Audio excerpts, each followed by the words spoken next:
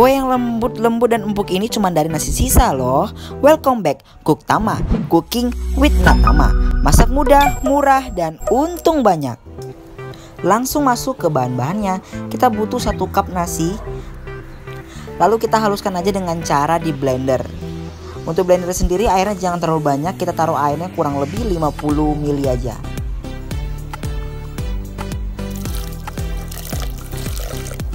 Setelah airnya masuk, tinggal kita blend sampai halus.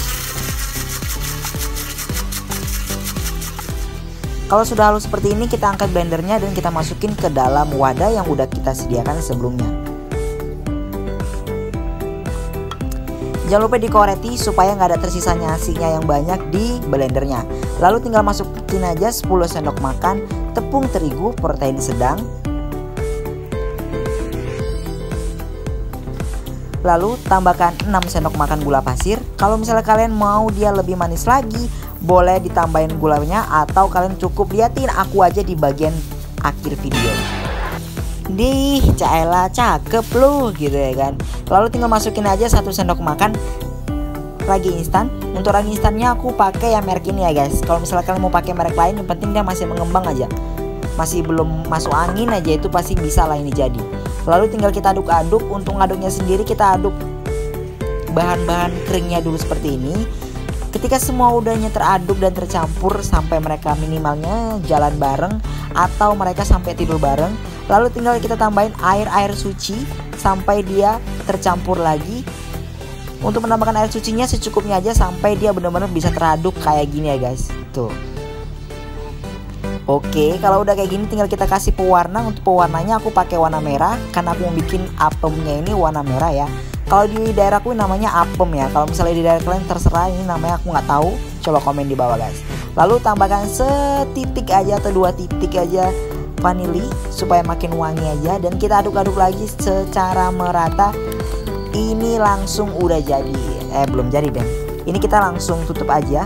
Kalau udah dia tercampur seperti ini, kita tutup pakai kain, kita tunggu sampai dia ngambek. Enggak, canda guys. Kita tunggu sampai 30 menitan aja.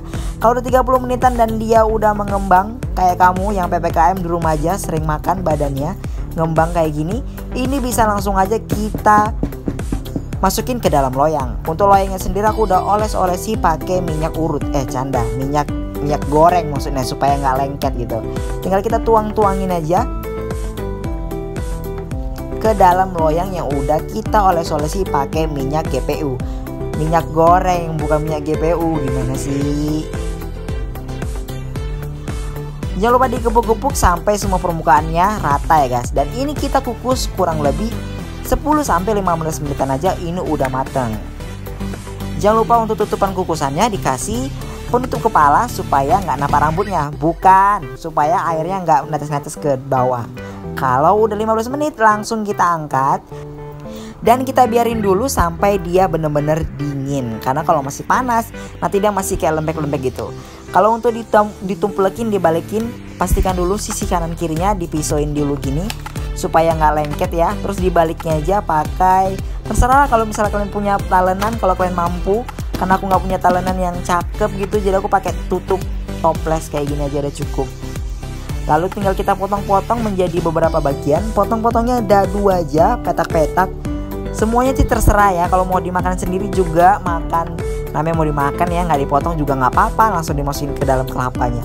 Kalau di sini aku mau pakai potong-potong kayak gini. Terus tengah-tengahnya aku potong lagi supaya makin cakep. Jadi aku masukin kelapa yang udah aku kukus, dan ini kelapanya udah aku taruh garam. Jadi perpaduan manis dan asinnya itu pas banget.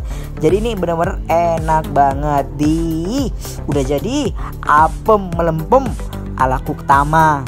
Itulah namanya aku buat ya. Kok apem melempem nggak ngembang ya? Ini nggak ngembang ya. Pokoknya gitulah. Langsung kita makan.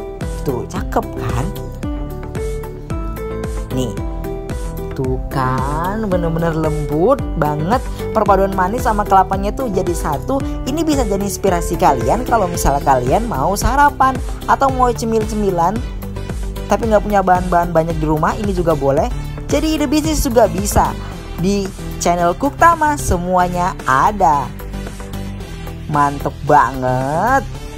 Terima kasih sudah menonton. Jangan lupa untuk klik tombol subscribe dan notifikasi loncengnya supaya kalian gak ketinggalan kalau aku upload videonya. Sampai jumpa di video selanjutnya.